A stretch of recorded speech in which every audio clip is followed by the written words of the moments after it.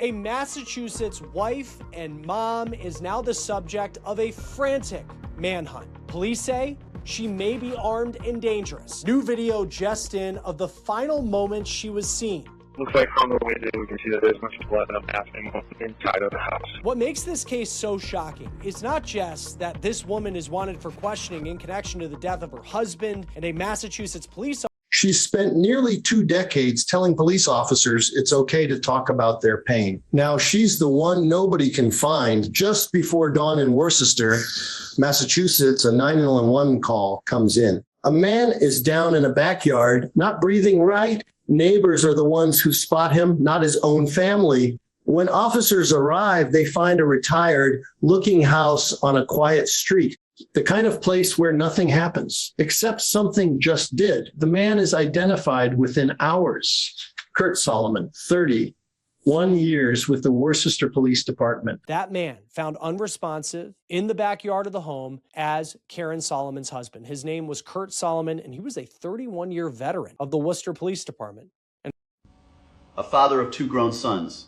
The kind of officer other cops looked up to, someone who'd spent 3 decades on the streets of this city and made it to the other side of a career that chews people up. He's the victim here, and whoever was inside that house with him is gone, because this isn't just Curt Solomon's home, it's the home he shared with his wife, Karen. And Karen Solomon is nowhere to be found. Here's where this case stops looking like a routine domestic tragedy and starts looking like something else entirely. Karen Solomon isn't some stranger to law enforcement. She's the co-founder of a nonprofit built specifically to keep police officers alive, an organization focused on suicide prevention and mental health inside departments that don't talk about either. Trying to tell you. Solomon is the co-founder of a nonprofit called First Help. It's a group that works to raise awareness about police officers and suicide. Solomon is also an author. She wrote multiple books on the subject of law enforcement mental health, and we found several pictures of her. She's written books on it. She stood on stages across the country telling rooms full of officers that it's safe to ask for help. People who know her use words like kindest and sweetest without hesitation. Quote from someone in response to this story who said that Karen Solomon is, quote, the kindest, sweetest woman on earth. But now she's being described by law enforcement as potentially armed and dangerous. So this is Karen Solomon. She's 58 years old, and this is the picture that police in Worcester, Massachusetts. This is a woman who built her identity around protecting the people she now can't be found near. So when officers start piecing together what happened inside that house, the picture doesn't match the woman on the book jacket. Investigators go inside and find a trail, blood leading from somewhere near the bathroom, tracking through the home. We're standing back here on the bed, watching this door. Yeah, one of you guys need to stay with the victim, and then if one of you guys want to watch the door, just for evidence preservation. The visible blood inside the building, inside the bathroom, in the back. Then a few minutes later, as we're listening to the dispatch audio recording, it's the kind of evidence that tells a story before anyone says a word. Something happened here that wasn't quiet, and it wasn't quick. Officers begin working the scene the way they always do, backward from the blood, trying to find where it started and how it ended in the backyard, 30 feet from where Curt Solomon's own colleagues would find him. Then comes the phone call. A woman calls into the scene while officers are still working it, and dispatch flags the number immediately. It traces back to a name on a voicemail greeting Karen Solomon. You see, there's no car in the trouble. I have no picture of the number. Is the caller a male or a female? It was a female. Her voicemail on her phone says it's Karen Solomon. Now, it's unclear what the circumstances are. Nobody knows yet why she's calling or from where or what she says, but it's enough. From that moment, she's not just a name on a deed. She's a person of interest who isn't standing in her own front yard while her husband is on the ground behind it. And that's when the theories start. Theory 1, this was a confrontation that spiraled, something explosive between 2 people who'd spent decades together. And Karen fled in shock or in fear of what she'd find waiting for her if she stayed. Investigators can't rule it out, not with a blood trail like that and a woman who vanishes before anyone gets a statement. Theory 2, self-defense. For into a certain investigative role if they're watching the news or they're getting information. But I would certainly at this point, if the videos come to a stop, the family and friends are going to be a big part of this case. We don't know the circumstances of how Curt Solomon died. But at this point, Karen is only wanted for questioning in connection to his death. We don't know if there's some sort of confrontation. Was this a self-defense situation? I have no idea what the family history is between this couple. But when you're looking for someone who...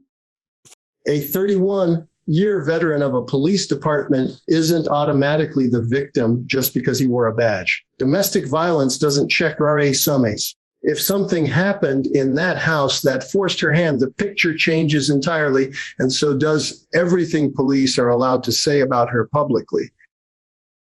Theory 3, this has nothing to do with violence between them at all, and everything to do with a mental health crisis nobody saw building, not even the woman who spent her career watching for the warning signs in other people. Yes. Right. You know, any problem she's going through, any mental health issues she has, and that's where the family's going to come in. You know, this may be a whole nother, ball game when it comes to her mental health that no one knows about yet. You know, so that every one of these theories runs into the same wall. Nobody can ask Karen Solomon what happened because Karen Solomon is gone. Surveillance video recovered from a neighbor's camera shows her the last time anyone saw her walking north from the house, away from Worcester's downtown, toward a street called Westcott. And here's the detail that stops investigators cold. When they watch it back, she's not running. She's not looking over her shoulder. This is video that was just released of Solomon of the last time she was seen. It's like she's caught on some sort of Ring doorbell or garage surveillance video walking north from her house. And she seems calm. Her hands are empty, her pace unhurried, like a woman heading out for a morning walk instead of leaving behind the worst crime scene of her life. It's the calm that unsettles people who've worked cases like this for years. Panic, they know how to read. This wasn't panic. Within hours, Worcester police make a decision that raises its own questions. They publicly label her armed and dangerous. It's language usually reserved for people they believe pose an active threat. And it puts every resident in that neighborhood on alert while simultaneously painting Karen Solomon, kindest woman on earth Karen Solomon, as someone the public should fear on sight. Retired detectives who've handled searches like this explain the math behind that call. It doesn't take a confession. It takes a missing weapon. Well, it goes to just, being ahead of something. With the crime scene, we don't have too many details about the crime scene, but depending on the cause of death is going to lead to armed and dangerous. You could be armed and dangerous with a knife. You could be armed and dangerous with a gun. Was his service revolver, service weapon not in the home? So that may prompt them to say, if Curt Solomon's service weapon isn't where it should be, or if the nature of his injuries points to something that isn't lying in that house, departments err toward caution every time. Better to warn a neighborhood about a woman who turns out to be harmless than to stay quiet about one who isn't. As the search stretches past 24 hours, investigators lean on the only playbook that's ever worked in cases like this: Ring cameras, block by block, tracing her route until the footage runs dry. Well, it starts at that home, and then it's going to start with the first Ring camera, which we've done so many shows, Chris, and that's how they're going to do this. They're going to go to every neighbor in that area and try to piece together her route of travel, to a point where it stops. So that's what investigators are going to do. They're going to knock on every single door in that area, every store, every light post that has a camera. Family and friends, because people on the run almost always reach for someone they trust before they reach for anything else. That's going to go back to the crime scene. Is anything missing? Is her wallet gone? Is her credit cards being tracked? Can they check them out? And I think a big part of this, where I would start, is definitely her family. Because it's just a known thing. When people are in trouble, they're going to reach out to family or bank cards, phone pings, anything that turns a cold trail warm again. But here's what makes this search different from most. Karen Solomon isn't a career criminal. She doesn't have the instincts or the contacts that keep people hidden for weeks. Desperation does strange things to people who've never had to run before. In that running from the police, like how does that impact the investigation? Yeah, it does, because you get desperate. Hours. You can be out on the run for an hour and it's going to feel like a day. So you start to get desperate. You start to get hungry and tired, and that's where career criminals, maybe not her, but in the past, other crimes start to be committed. She starts stealing clothes. She'll steal food. She may, other criminals carjack individuals to get out of the area. So there's a whole host of desperate measures that can be taken. Again, we don't know how she is and how resourceful she is, when it comes to stuff like that, or how desperate she is.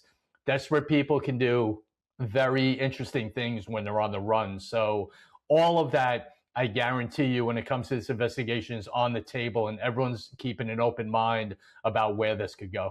What do you make, and I know you do a lot of work as well, like advocacy work when it comes to members of law enforcement and mental health, and she did very admirable work. There's no question about that, her organization there in Massachusetts. But like it makes this story so shocking and surprising, because it just, like, I remember yesterday, like, and we had her picture from Worcester Police, and it's like you're searching, and then it's like I came across her organization. I was like, this cannot be the same person who we're talking about.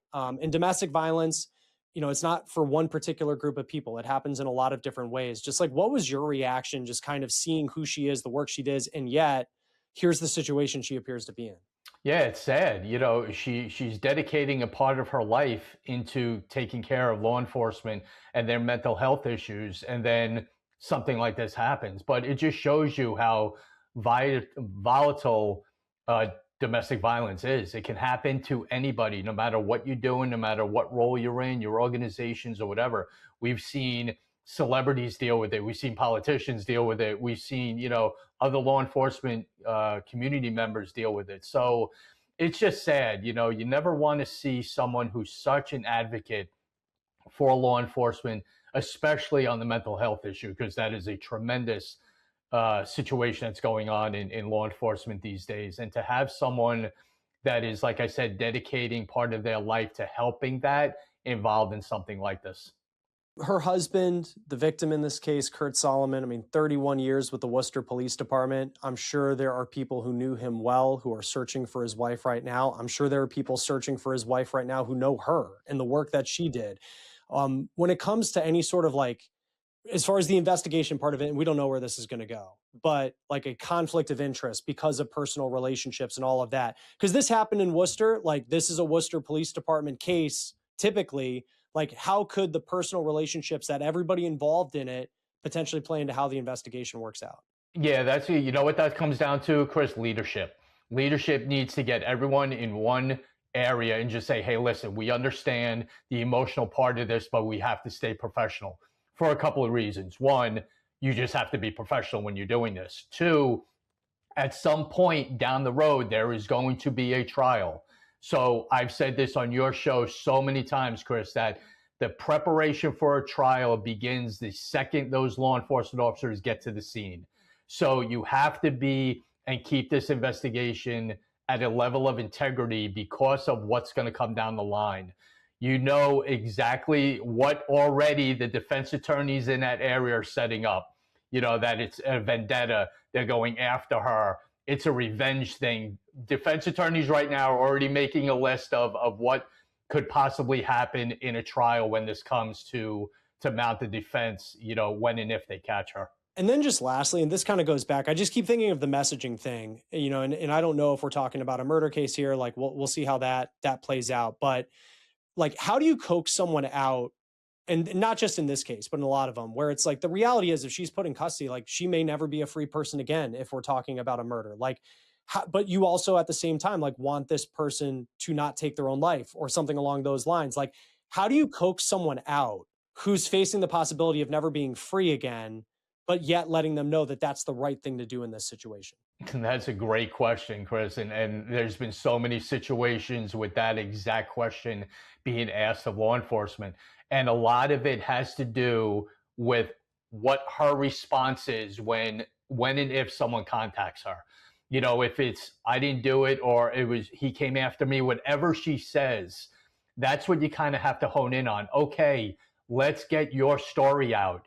We'll take care of this. If it was this, we'll prove it. We'll talk about it. There's so many avenues that conversation can go depending on what she says. You know, right now, everyone has a theory about what happened. That's how investigations start. It's a theory until you get concrete information about what happened, and she's going to hold that key about how you get her in from there. So it's very delicate, and it can go a certain way depending on the state she's in, what the actual story is, or what her story is, and going forward with getting her in safely. Yeah, and we'll see what happens next. Very sad case out of Worcester, Massachusetts. We'll see what happens next. Tom Smith, retired NYPD detective, co-host of the Gold Shield Show. Always great to have you here on Law and Crime. Thanks for being with us. Thanks so much, Chris. That will do it for On the Case.